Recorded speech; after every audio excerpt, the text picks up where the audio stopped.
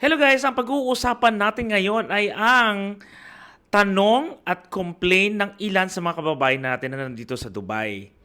Okay, una, hindi sila masaya sa trabaho nila simply because ilang taon na silang nagtatrabaho ay mababa pa rin yung sahod nila. Okay? Pero ano nga ba yung mga reason bakit may mga taong natatrap sa ganong sitwasyon? Aminin na natin, marami sa atin dito ang pumunta ng naka-tourist visa and trying their luck, nag-apply, naghanap ng trabaho. Ang habol natin ay magkaroon ng visa para hindi na tayo mag-exit lagi. Kasi ang gastos nga naman talaga nun. At saka mahirap din dito sa Dubai or sa UAE nang wala kang trabaho kasi ang dami mong babayaran, di ba? Yung daily na pangangailangan mo, pagkain, monthly rent mo sa bahay na pamahal din, at marami pang iba. Lalo na yung may mga responsibilities in the Philippines like yung mga marrieds or married na nandito, 'di ba? Or may mga kapatid na kailangan tulungan. So napopwersa po talaga na kahit hindi okay, tinatanggap natin. Okay. Pero guys, I just like to clarify na kailangan natin burahin yung mindset na yan. Okay? Tayo dapat ang gagawa ng paraan paano tayo makakalabas sa ganong klaseng sitwasyon. Okay? Ako personally, as per my experience, nagsimula din ako sa Dubai ng ganon. Nag-apply ako ng trabaho, ang hirap din makahanap ng work before, bumagsak ako sa isang industry na hindi ko na siya nakasanayan. Okay? Pero I have to do something. Okay? Na parang, teka lang, ang dami ko pa rin kakilala na they are really happy with the work na meron sila. Malaki ang sahod nila. May sarili silang flat, may sasakyan, at may mga business at kung ano-ano pa. So, what makes them different ba sa atin? Di ba?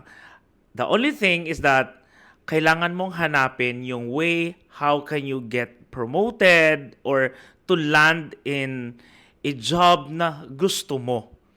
So, ang pwede ko pong isuggest sa inyo is you have to really do something.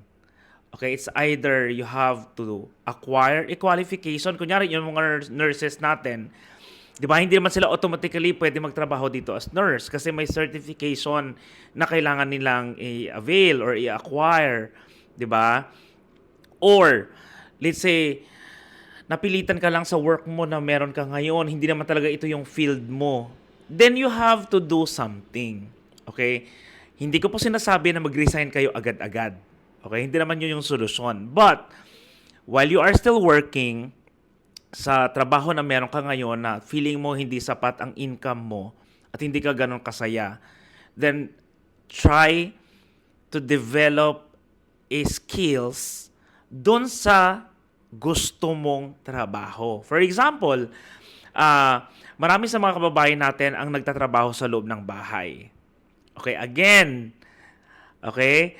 Hindi po natin minamaliit yung mga kasambahay natin. Pero kasi marami akong nakachat na nagtatrabaho sila as kasambahay at ayaw na nila magtrabaho doon. They wanted to be working in a different field. Like mag-sales sila, mag-office at kung ano-ano pa. Kasi nga po, ang dami nating mga kasambahay na nandito sa abroad na talaga namang mga professional. Pero kumbaga naging stepping stone kasi nila yon. So, my suggestion is prepare yourself. 'Di ba? Mag-aral po tayo. Okay? Or mag-acquire tayo ng ano man yung way how can we develop pa na mas mapaganda ang ating profile. So, for example, pwede ka, like I said, I've been promoting, okay, Emirates Education Center. Ang daming courses or program na ino-offer nila para, number one, you will have a KHDS certification. Okay, na makakatulong sa'yo na mas i-hire ka ng ibang kumpanya. Kunyari, gusto mo talaga maging baker, mahilig ka magluto, 'di ba? Gumawa ng mga cakes and all. And syempre guys, kapag meron kang KHDE certification, mas madali pong na-hire. Okay? At saka syempre, mas madaling na-promote. Okay?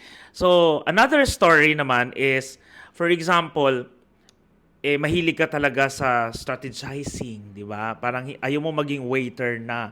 Kasi ang mga company dito, iba-iba eh. Depende sa company kung malaki ang pasahod, malaki ang tip. Yun yung reality.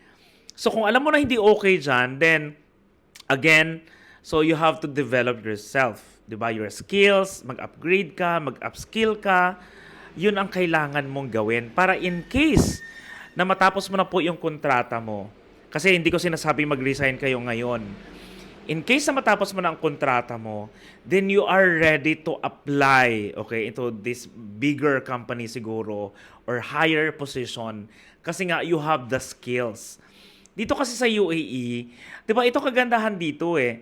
Pag-apply ka ng trabaho, basta kaya mong gawin, kaya mong i-execute, alam natin na i-hire kayo ng company, lalo na kung meron kayong experience or meron kayong certification. Okay, i-example ko na yung sarili ko. Nag-start din ako dito working in an ice cream company. So, nag-start ako sa kitchen. Sobrang hirap nun. At alam ko, more on management skills talaga ako eh. Marketing and sales. Yun yung alam ko nagiging strength ko na bago ako pumunta sa Dubai. So, hinanap ko siya. Okay, and it landed me to a situation wherein kaya ko palang magtayo ng sarili kong business offering itong mga services na to. Kasi nga, madali lang naman kumuha dito ng license eh. So, if you are going to study in Emirates Education Center, pwede ka mag-aral ng marketing, di ba? Pwede ka mag-aral ng photography, videography, social media marketing, accounting. So, these things, habang nagtatrabaho ka dyan ngayon sa work mo na hindi ka gano'n ka-happy sa nature ng work mo at saka sa salary mo, then invest your time in learning, preparing you, okay, doon sa dream job, sa dream salary na meron ka. Kasi kapag dito sa Dubai or sa UAE, maganda naman yung trabaho mo, malaki ang sahod mo, magiging happy ka eh. 'Di ba? Magiging worth it ang stay mo dito. So, kaya naman sa mga kababayan natin dyan na nanonood, if you feel parang isa ka sa mga katulad ng mga nagsasabi na hindi worth it ang Dubai, maliit naman ang sahod, hindi enough ang kinikita nila. So, kailangan nyo lang pong dumiskarte. Kailangan nyo na pong mag-isip, okay? Okay, may day off naman ako, then bakit hindi ako mag-aral? Ba't hindi ako matuto? Kasi ako natuto din ako ng social media management, branding, PR, events. Okay, pati itong pagtulong sa mga kababayan natin to open their businesses. Kasi nga ako na-experience ko personally to open my own business. So, through handling different brands, different business mga brands na hinahawakan namin, I got the chance na nakikipag-usap sa mga owners, different business marketing strategies, at na-adapt ko yon. I was learning a lot. I learned a lot from them.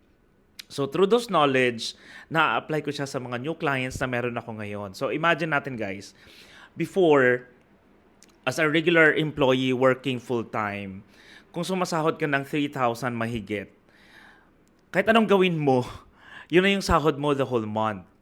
Pero kasi if you found the element na hinahanap mo na sinishare ko ngayon, okay, yung passion mo, yung masaya ka gawin, di ba?